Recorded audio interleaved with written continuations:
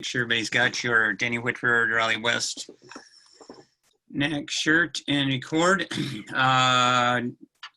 Due to COVID restrictions and state records, this meeting is recorded and is considered a matter of public record. So anything you say is here for all of eternity for anyone to use the Google and do such therefores and whatnots and such things. So that being said, we'll begin.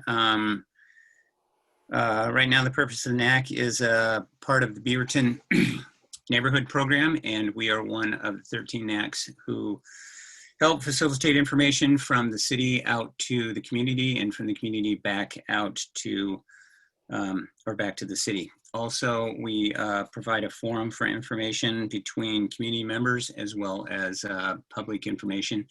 And if they want to make a comment or request or have questions about everything. Also, we assist developers and also provide a forum in case a conditional use permit is pending. And so developers will need to do pre-approval information. Today's two meetings are information only and provide a way for the community to give some feedback prior to the official planning hearing. This gives the opportunity for the developers to know what kind of questions are going to come up so that they can have answers right away during planning. You will be able to submit during the COVID portion written testimony, questions and comments and concerns in addition to what is asked here. If you have other additional feedback or comments that are more or don't feel that they were properly addressed, you can bring that up in the official public hearing portion. But today's meeting is a public information meeting and not a hearing in any way, shape, or form. With that being said, we run through our list of items here and begin with our reports, and then we'll follow along the agenda that we have posted here. So first up, Officer Haugen, Beaverton Police Department, sir. Yes, sir. Well, can everybody hear me? Yes. All right. Reviewed crime statistics. Well, first off, I hope everybody's doing well. It's good to see you guys. Crime statistics for this month, when compared to last month, actually have gone down, which I'm happy to see. What do I attribute that to? I don't know. The significant drop occurred in the larceny and theft area, so that could be theft from the stores or theft from vehicles. But overall, crime's gone down when compared to the previous month. Interesting things going on within the department right now. We're about to hire five or six new people, and they would be starting at the beginning of next month or beginning of January. The community services division just wrapped up it looks like, because my cubicle is right next to where they do their activities, a toy drive for in need families, and particular children and teenagers. The other interesting thing that our detectives division is doing, which I'm happy to see, is they're doing just to help prevent porch pirates from striking, hoping to catch some of them. We're doing a bunch of decoy packages out at people's houses, people that have volunteered to use their place. We've put packages out there that look like Amazon packages, and we have devices in them, so when someone steals them, we can go catch these people that are doing that. So really exciting to see. Hopefully we are successful in that end. What other thing was I going to talk about? School resource officers, because that's again what I do. We are still handling calls that are coming in from the schools. Obviously it's not as busy, so we're also filling in with the patrol division and assisting them with the day-to-day operations. As far as anything else going on in the police department, that's about all I have. Oh, that's what I remember what I was going to tell you guys. I ran by last month. We talked about doing a tour of the new police department, and my superiors thought that that would be a fantastic idea. We just got to figure out a good time to do that. That would be safe for everybody. Maybe if not, it wouldn't be open to everybody in the NAC. maybe NAC members, and we could do maybe a virtual type tour, something. But anyway, got the support from the admin about that. And from what I've heard the chief, and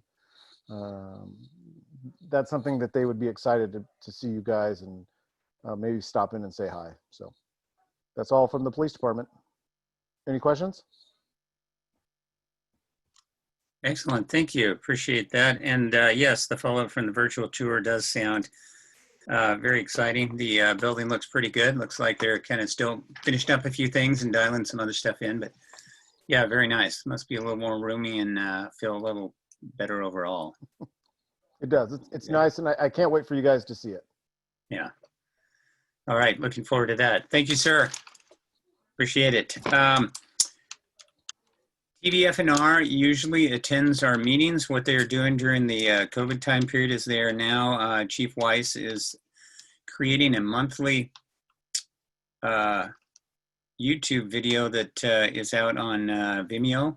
And so what we have is a link to that in the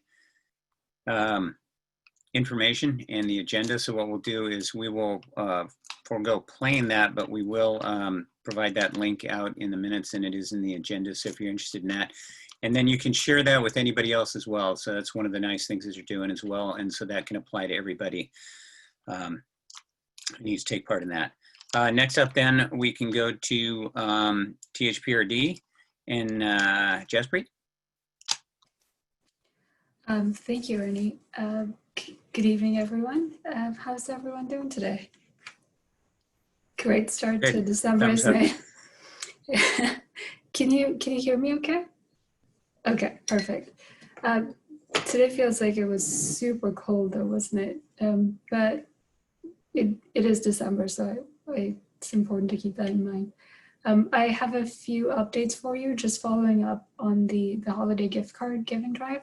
I believe we've received, Sherry was amazing. She reached out and we coordinated in terms of which businesses to support and which gift cards would be served best for our families, for the school district families. And I believe we've received them today. So that's still going on actually through December 15th. We're now coordinating with school counselors. Some of them are picking on Monday. The rest will be picking up during the week, next week. As the weather continues to change, we have a lot of activities available on the virtual rec center, which is on the THPRD website. There are a number of activities for all ages and all abilities to stay fit and entertained. We've added some live classes like yoga and Tai Chi as well. Our instructor from the LC Stir Center, she is available for in-person virtual classes. Folks can interact as well. Then we've got some updates on the Fano Creek Trail. The new bridge is now complete. And we're excited to welcome back everyone to walk and roll on the section from Hall to Denney. Hundreds of trees and shrubs will be replanted in this winter. Bethany Creek Trail is also open, and the new pedestrian crossing. Sorry, I was distracted there for a minute. Crossing with flashing beacons is now open at Northwest Springville Road. And the updated SDC methodology has been adopted by the board. The SDCs are the system development charges. So the board of directors has unanimously approved the updated methodology. And this methodology uses an equity-focused approach, meaning it's been used to assign residential and non-residential development to designate further affordable housing and development efforts throughout the district.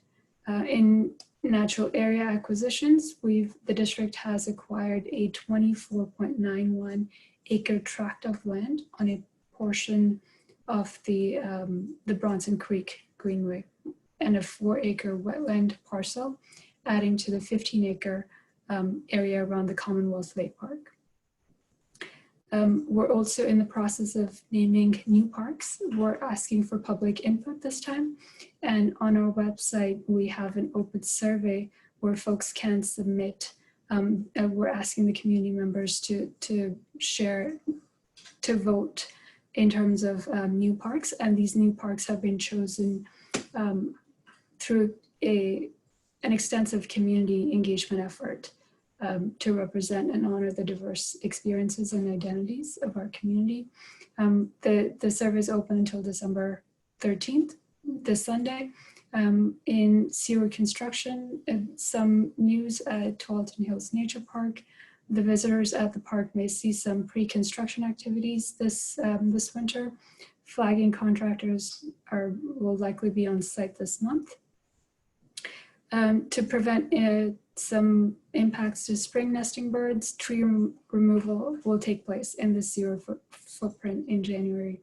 Lastly, some minor things in terms of new grant funding signs were delivered for installation at Roxbury and AM Kennedy Parks. These signs are in response to historical funding and for the inclement weather report in the interest of public safety. Inclement weather may necessitate the closure of THPRD facilities.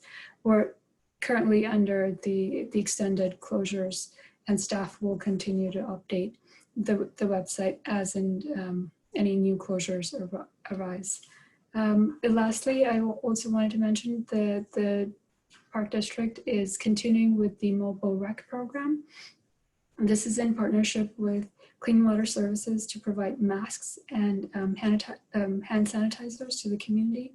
So anyone who visits the mobile rec site can get a mask and a bottle of hand sanitizer for free. With a recreation kit, staff have put together nice rec kits for kids.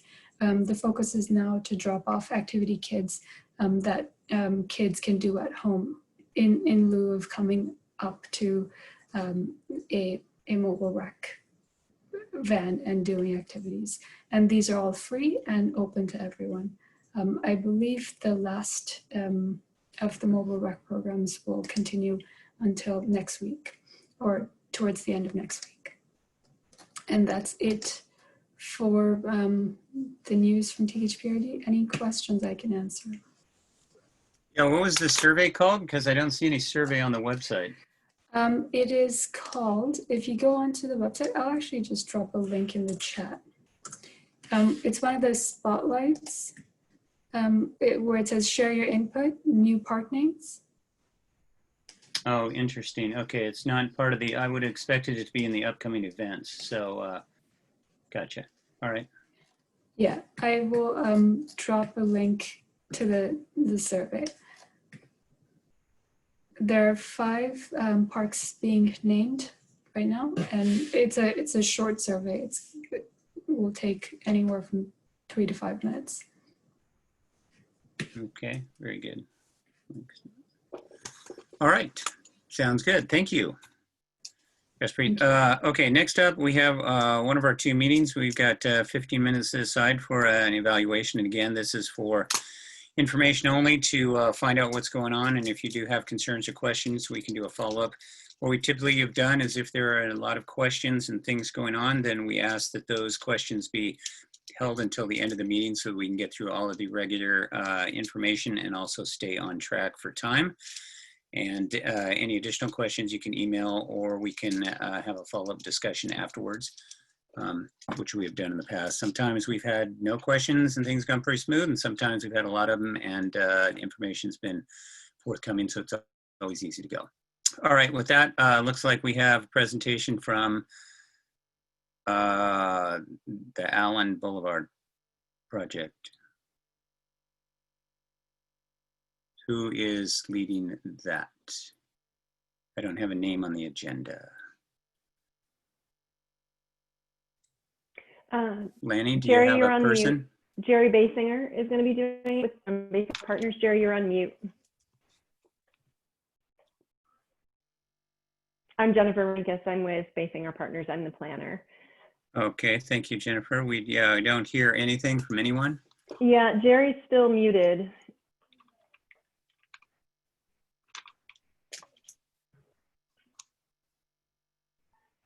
I have a screen share. I don't see all I of see it. the control at the top. Now you should be able to hear me. Yes. All right. Now we can hear you. Okay, so I'm Jerry Basinger, representing the ownership of the site. I'm an architect, Basinger Partners Architecture. Also with us is Jennifer Renkus, who you just heard. Trip Dietrich, who is representing the ownership, and Brett Wilkerson, representing the hotel entity that will build in the site.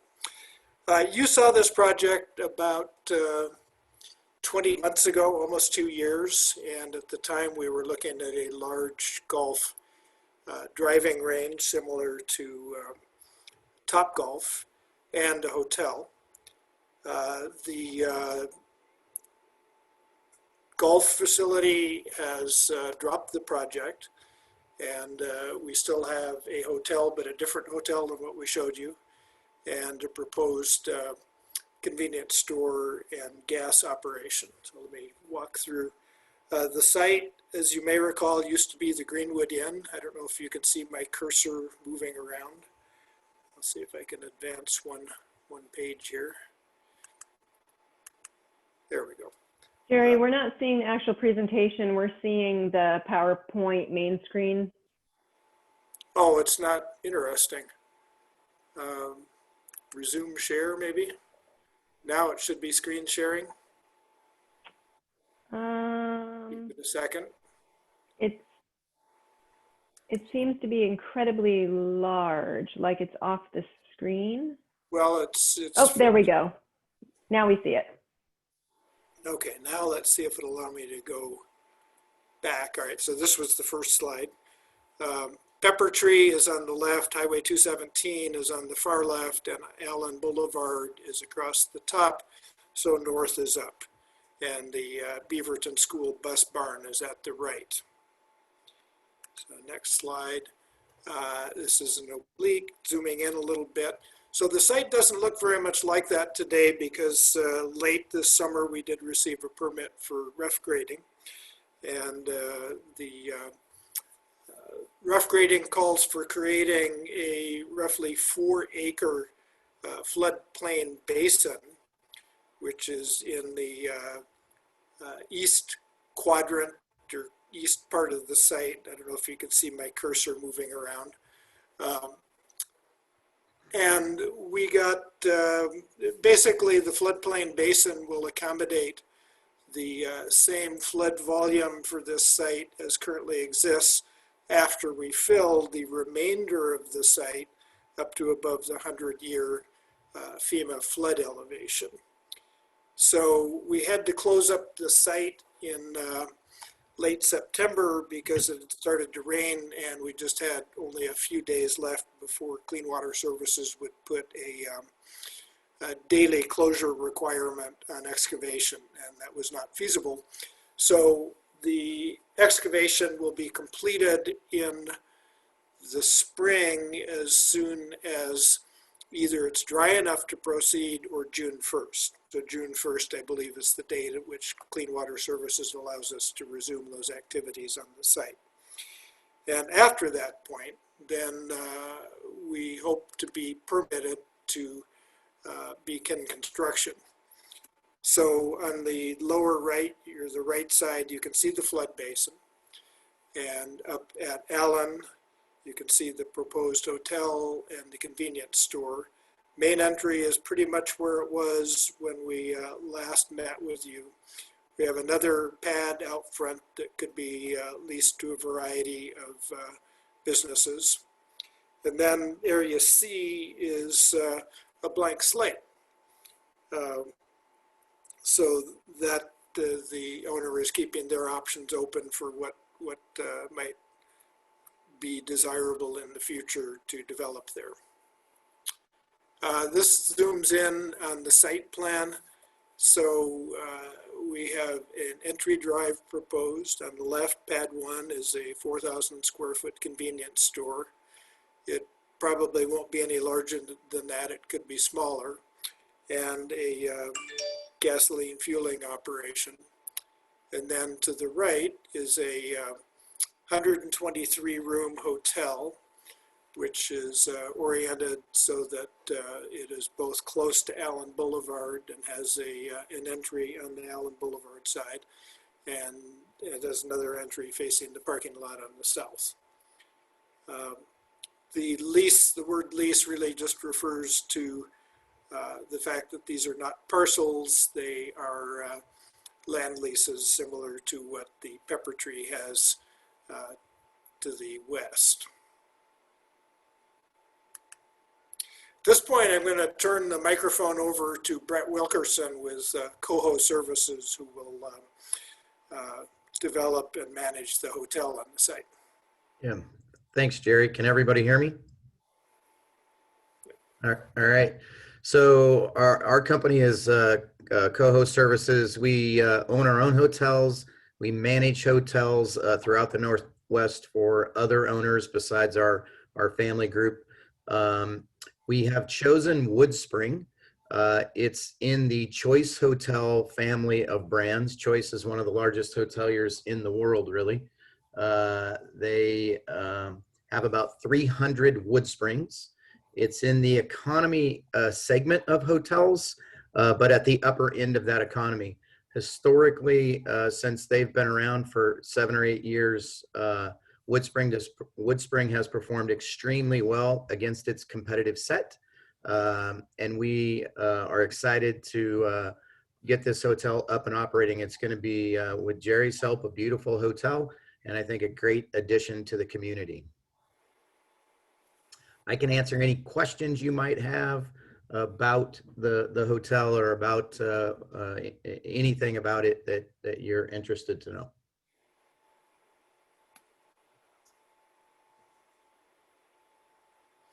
I believe that's the last slide. Oh, we've got a more detailed slide. I like the pretty one better.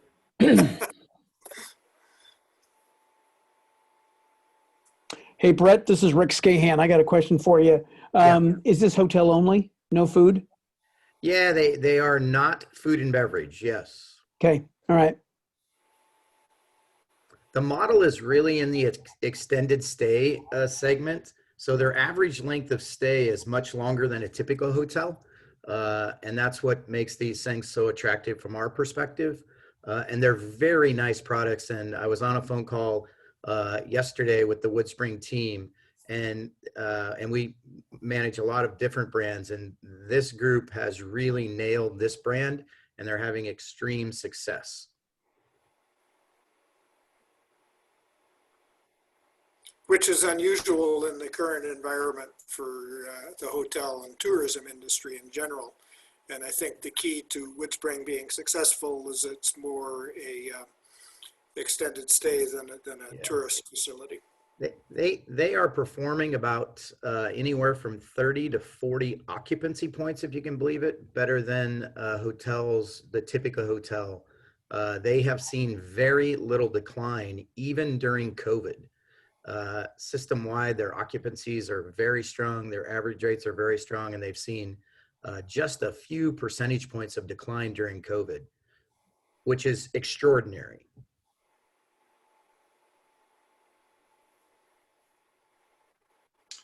Is this a good time to ask about a site question, or Sure. do you have more to say about that? Okay, thank you. Nope. Back when you presented previously, you may remember, because I'm going to say the same thing I said last time, we talked about having a connection to that lot to the Fano Creek Trail, which is south of it. Is that still part of the plan? It is. So along the east edge of the site, so between the Beaverton bus site and the rest of the site is basically an easement that will contain a pedestrian and bike path that connects to the trail system down at the creek. We explored the idea of bringing that up through the center of the site, but both ODOT and the city of Beaverton were very much in favor of pulling that all the way to the east, in part so that it's not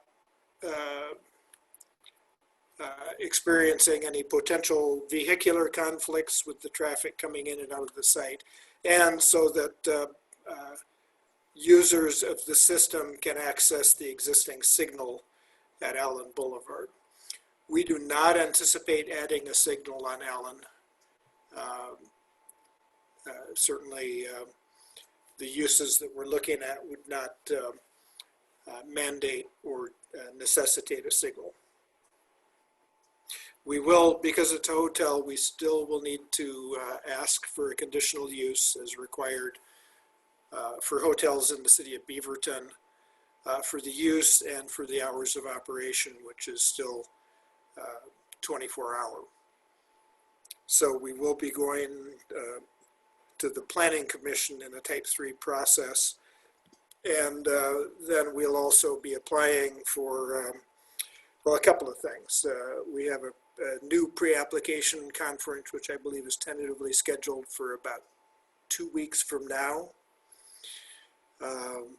Jennifer, you might chime in with the date if we know the date. 23rd. 23rd, so just before Christmas. Kind of unusual, but because it's just before Christmas, it was an open date. And we wanted to get it sooner because we'd like to come in with our design review and conditional use applications in early January, with our objective being to go through the entitlement process or land use process and to submit for permits and then to get the project permitted so that in the spring or early summer when the excavation work is completed, we can continue right in and commence construction on, excuse me, on the two projects you see before you. We also understand that these would trigger the off-site improvements along Allen Boulevard, and we're prepared to make those improvements as part of this project. So we'll widen Allen to 5 lanes and do the frontage improvements with this part of the project. Thank you. Tracy, did you have another question?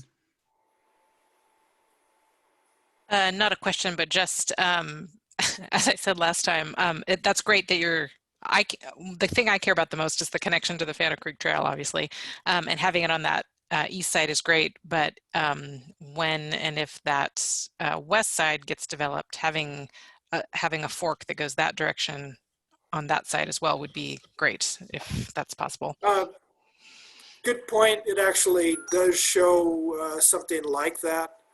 Though the configuration is a little uncertain pending what we end up developing on that part of the site. Great.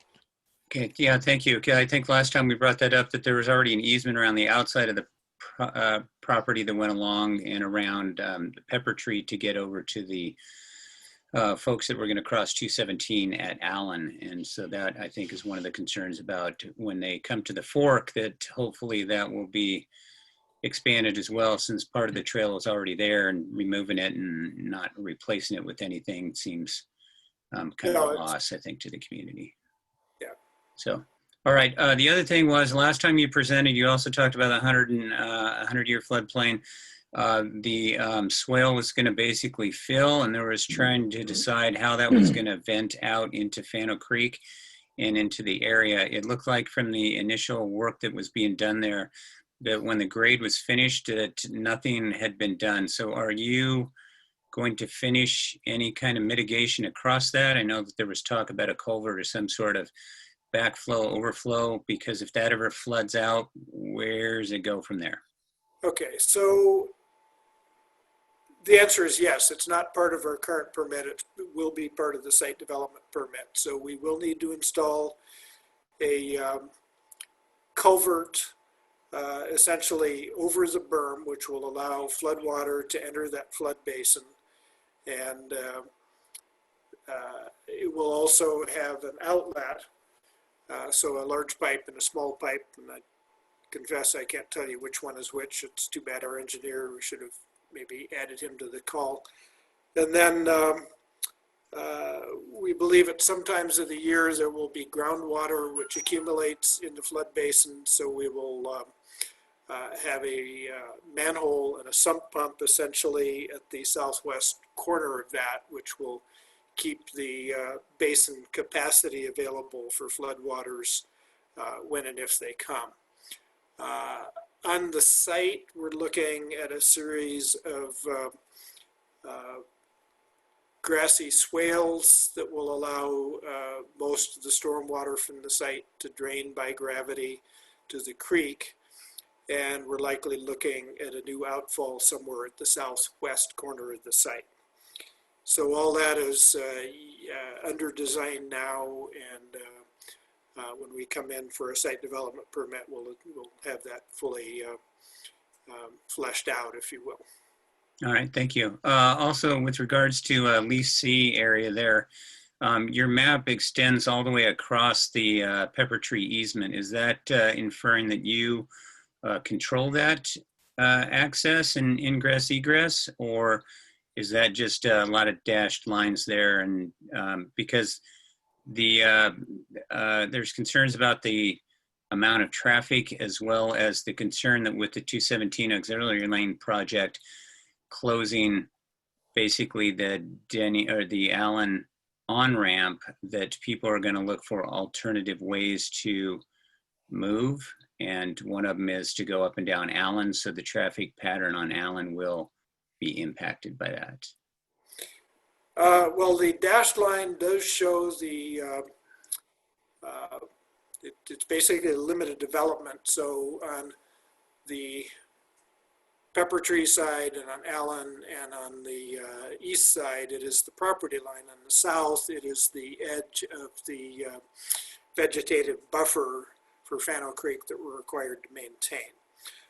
The only easement that exists currently runs north and south through the site, which is for both a water line that exists that I understand will be vacated and or replaced, and the pedestrian path. And again, at the request of the city, we're moving that path, and of ODOT, moving that path over to the east edge of the site. So I'm not aware of anything that goes around this pond on the west in the Pepper Tree site. But I'm willing to learn. Okay, but also the up on the northwest corner though, that ingress egress to the Pepper Tree parking lot, are you planning to allow traffic to go through there? Trying to understand the traffic flow of that, because if you're not developing that, and that's why we're asking about the easement, that is a very close intersection along with all the Great Plains truck traffic and the impacts that we're expecting from 217 and the changes there, how that's going to work. Also the fueling station in the watershed. Well, we do not have the power to get the Pepper Tree folks to allow us to use that access. So our site plan presumes that we will not have access to it. We do show a shared access, but it'll likely be gated unless there's an agreement between our site and the Pepper Tree site. But at this point,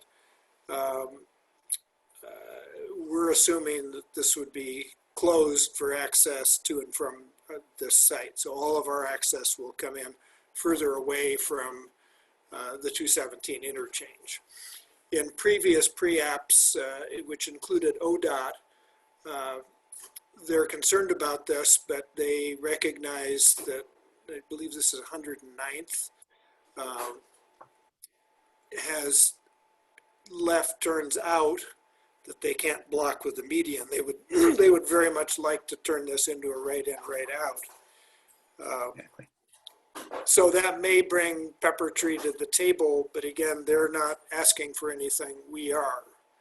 And we don't have a way to compel them to grant through site access, even though it would help, we think it would help both sites. But at this point, our traffic study is looking at this as all of our access, and the potential over here would be emergency access or emergency vehicle access only.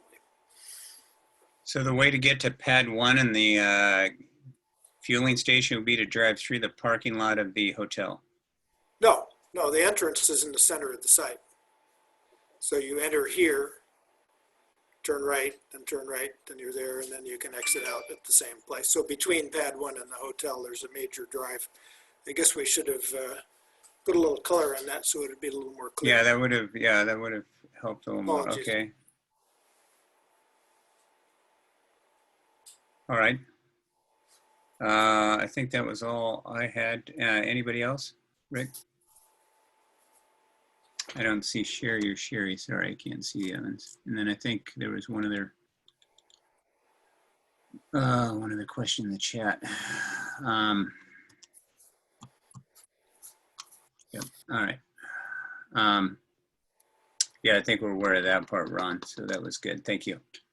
All right. With that in mind, then I think everybody has information. So now, what is the meeting though? On is that a meeting or a public hearing on the 22nd?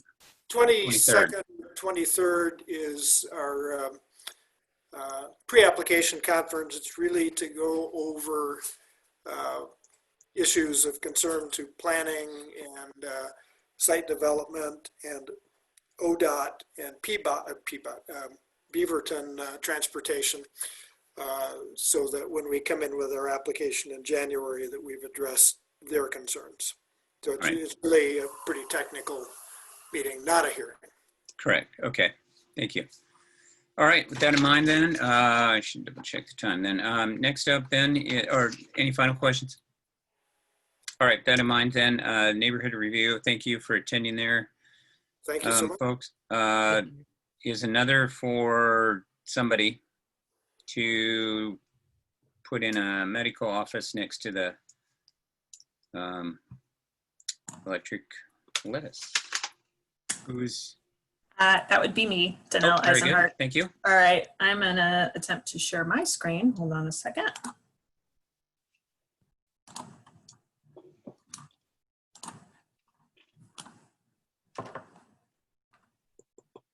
That is weird. Okay.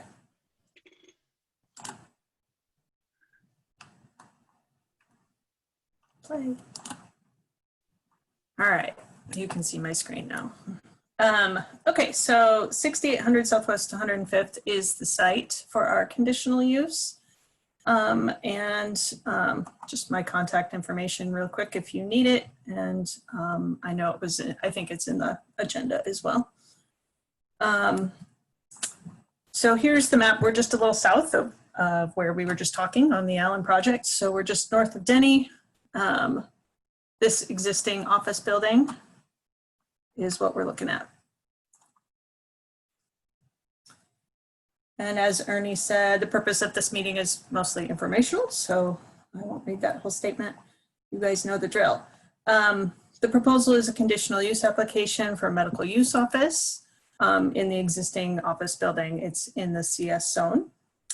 The commercial building and the parking lot, everything's proposed to remain. No new additions or work on the building is really proposed at this point. Based on the pre-app with staff, no dedication or street improvements are required by the city on 105th. And as you know, the process is a type 3, so we'll have a planning commission hearing. After the conditional use approval, the immediate plan is to partially remodel the first floor, 2,500 square feet of that, for medical use for a patient population 65 years and older. The owner of the building, that's what he does now, and he would like to have his practice moved to there. So it would be 6 to 8 exam rooms with a small lab area, room for offices for administration, and 1 or 2 bathrooms. Anticipated patient visits per year for that office is 6,500. The client feels, you know, this patient population is underserved in this area and it would be a good fit. Long-term plan is maybe to allow the whole building to go to medical use. We're going to ask for that. It wouldn't be changed over to that immediately. I can go over this, but this is the process for conditional use. I think you all probably know it. We'll submit 30-day completeness review. And then we'll probably get an incomplete because that's just generally how things roll. we'll respond to that relatively quickly if we can. And then notice will be sent out to the neighbors, and a sign will be posted on the site, and I believe a sign and notice in the newspaper by the city. The staff report by the city will be available 7 days prior to the Planning Commission hearing. And then the hearing and decision will be done within the 120-day clock unless we give an extension. All right. Did I miss something?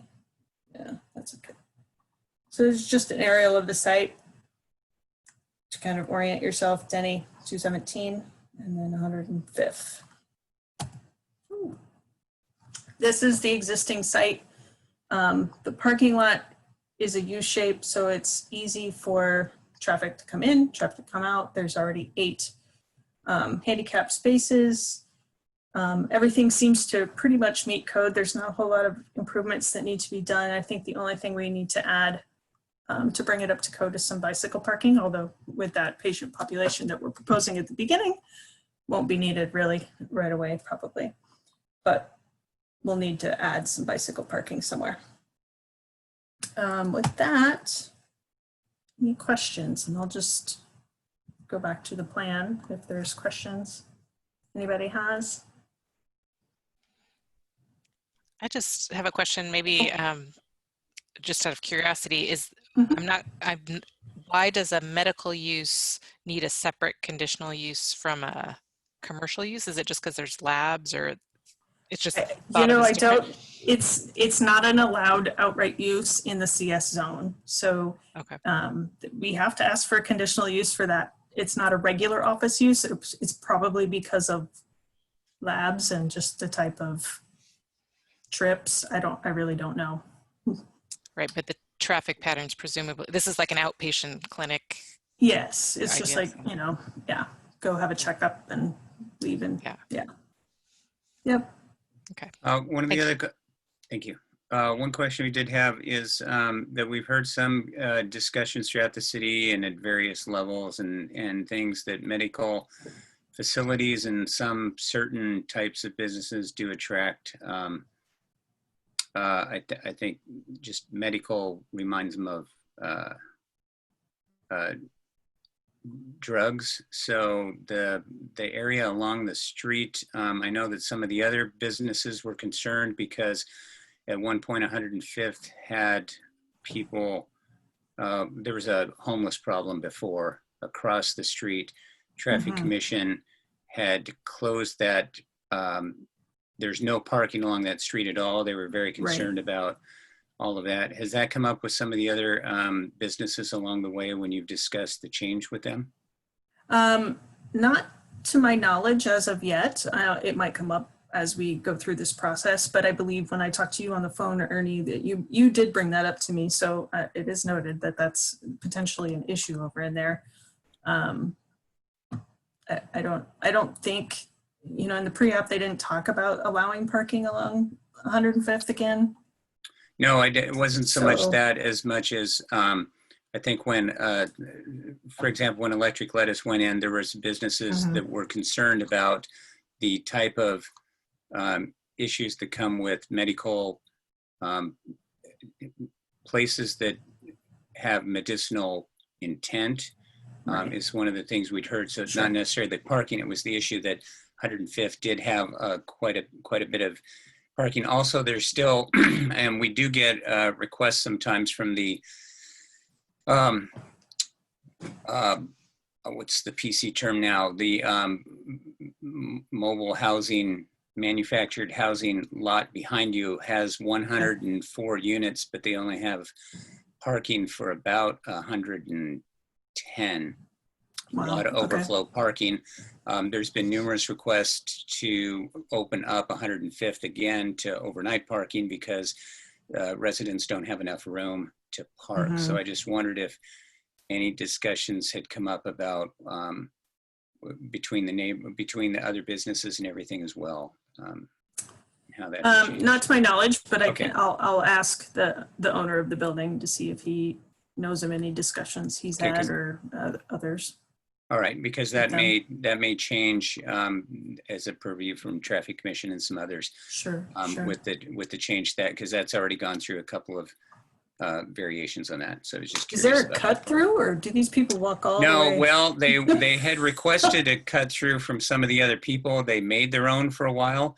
There were just a lot of issues, as well as because they had folks from that community offering to monitor the parking situation when the homeless were mixed in there.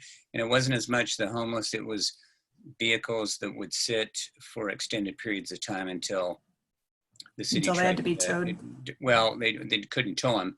Okay. City's not allowed to tow those vehicles. So they sat there for an extended many months. So there was a lot of question about how to properly find a compromise to not allowing people to overnight park that shouldn't be there, but allowing all those people that are back in there. Because again, there's something like 104 units in there. Each unit basically only has one parking spot. So they're out on 105th. They're on the southbound side as well as the northbound side. And we have heard that a couple of times because they've also kind of moved all over the area as well. So, all right, I was just curious about that. Any other questions? I can't see everyone in my panel, so I want to make sure we get everybody there. All right, perfect. I can always bring it back up. Sounds good. All right, with that in mind, then, thank you. Appreciate all your time on that.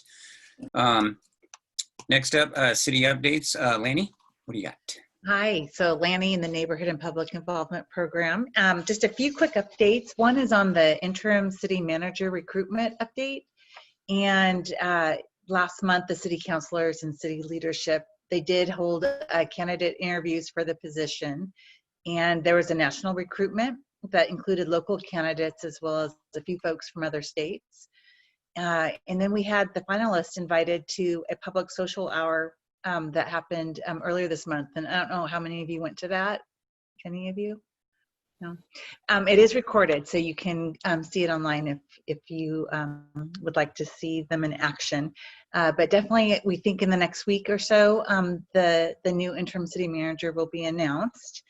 And just a reminder too that this person will begin working in January and then serve in a 6-month role. So it is truly just an interim position. And then in the spring, we'll start transitioning to recruitment for the full-time city manager. And we have all the information that's updated, as we go throughout the process on our website, and I'll put that in the chat. But it is beavertonoregon.gov charter is the webpage. And then the next item is kind of fun. It is fun. It's the Beaverton Winter Lights. Since we couldn't have our annual tree lighting, the events team came up with some really fun ways to spread some cheer around the city. And so there's 5 sites that have some winter light displays, and you can go and check them out. And they range from, at the Public Safety Center to at the City Library or City Park or near City Hall at the Round at Crescent, another location. And we have all that information on our website. It's beavertonoregon.gov winter lights. And it's just a fun way for you to get out in the evening to take a look. You can take photos. And just a reminder, if you do attend, that just have the social distancing and wear a face covering while you're enjoying the displays. And then another exciting thing happening in the beginning of the year is the library's hosting the One Book, One Beaverton. And the book that they announced is going to be Just Mercy, a story of justice and redemption by Brian Stevenson. And for those of you not familiar with this book, it's about a young lawyer spurred by his dedication to justice and mercy. And he co-founded the Equal Justice Initiative, which works to end mass incarceration, excessive punishment, and racial inequality. And so during the month of January, the library will be hosting a series of related special events that tie into this book. So you can go onto the website to see more info. beavertonlibrary.org. One Book is the page. And then lastly, I know we're all a little bit familiar with this if you were here at the last month's meeting, The Oregon 217 Auxiliary Lanes Project is, they're kicking off more information, and you also received an email about it, that there's an open house that's going on through December 17th. It's a virtual open house that you can learn more about the project. And just a reminder, it's a $134 million project that would be going to, it would take about 4 years to do the construction. And they also have all their information on their website, which is highway217.org. And again, I'll enter, oh, you put everything, thank you, Tracy. So all the information, the websites there are in the chat. And if you, are there any questions from the city that I can either answer? If I don't know the answer, I can find the answer. Nope, good, thank you. I know Rick had brought up, maybe Rick, you can give a recap of the item that you brought up asking for some help with. Oh, you mean the signage? Yes. Yeah. Well, we, in that space between Chestnut Place and 5th Street.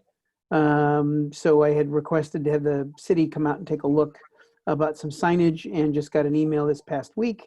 Thank you, Lanny, that they're going to be putting up a no motor vehicles down this road sign.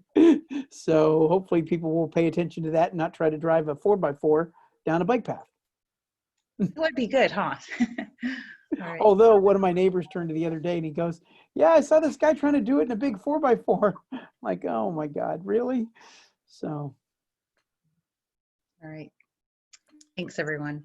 All right, thanks. Yeah, the only other thing, Lanny, to that was just a note that I did get an email from somebody asking if there was going to be information at the neighborhood meeting, nice, about this 217 project. The business was trying to figure out what was going on with closures. So I pointed him to the open house. I don't think they realized that the off-ramp, the Allen off-ramp and the Denney on-ramp, according to the open house page, say that the closure is supposed to be 4 to 5 months.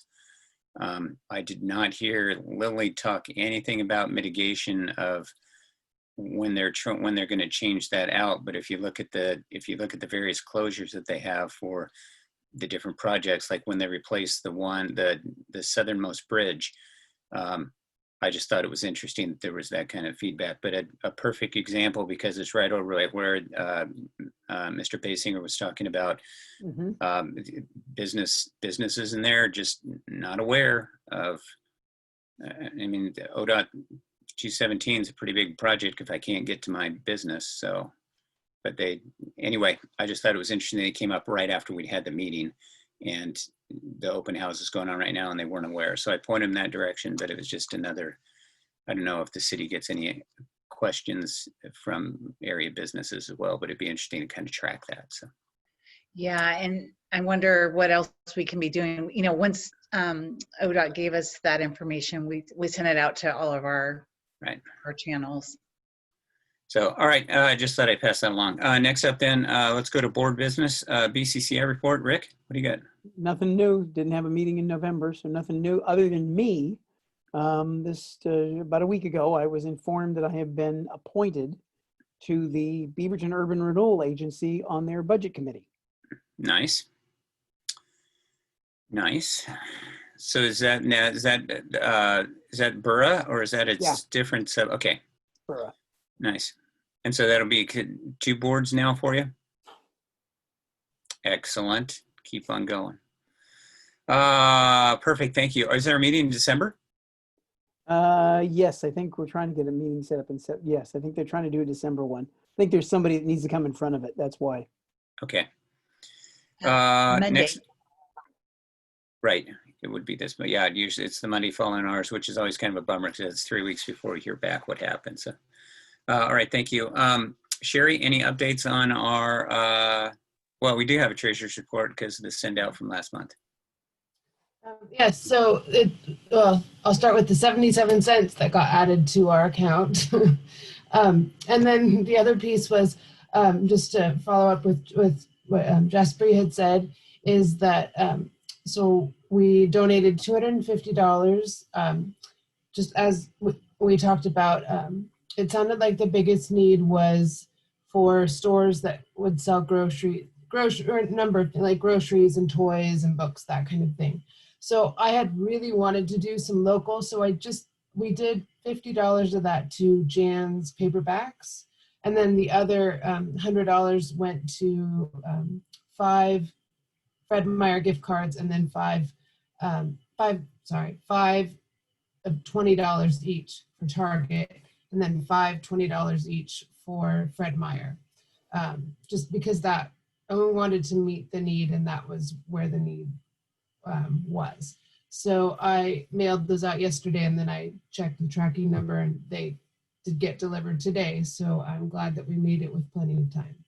Excellent. And then just for the record, in case anybody goes back and look, I spent my own money, and so I wrote a check to my husband. So I'm not exchanging funds under the table. I wrote on there, it says reimbursement, but just to be totally open. So. Gotcha. Yeah, I used to do that too. It was just kind of when I was I would kind of run that, so it was a clear discussion. All right, excellent. Thank you. Next up is consent agenda, which is approval of the minutes. We checked the website, and the 2 months that we had are now out there. October, November, or I'm sorry, September, October. And was there any question or concern about those? Okay, then I would make a motion. We approve the meeting minutes as posted on the website right now. And second by Rick. All those in favor? Oh, sorry, this online account, we have to do it. Rick? Yes. Verbal vote. Thank you. Sherry? Sherry? Aye. Thank you. Tracy? Yes, aye. And Ernie? Aye. So motion passes. We have to do that. Some of the other boards and commissions, just to formality since it's on video. All right. With that in mind then, we're good. Next up is roundtable items. So first up, are there any visitor comments? I think you said that Ron was the only visitor. There's another chat here. I can't keep up with. Oh, yes, very much appreciate. You're welcome, Jaspreet. Did there any comments from members? Okay, and with that then, are there board business? We don't have it. Oh, I see. It's not split up into old business, new business. So old business, I think the old business was covered under the gift cards. The new business, though, is that we've had a couple of questions now, and Rick has as well, about In-N-Out Burger. That is on a tax lot that is within Washington County, so we do not get notified about that. I've reached out to the CPO3 members. I've also asked to be signed up to their board member, not board members, to their board member list to get information so that we get it, because it's exactly what happened with OBRC. None of the county folks who lived behind there heard anything about the changes.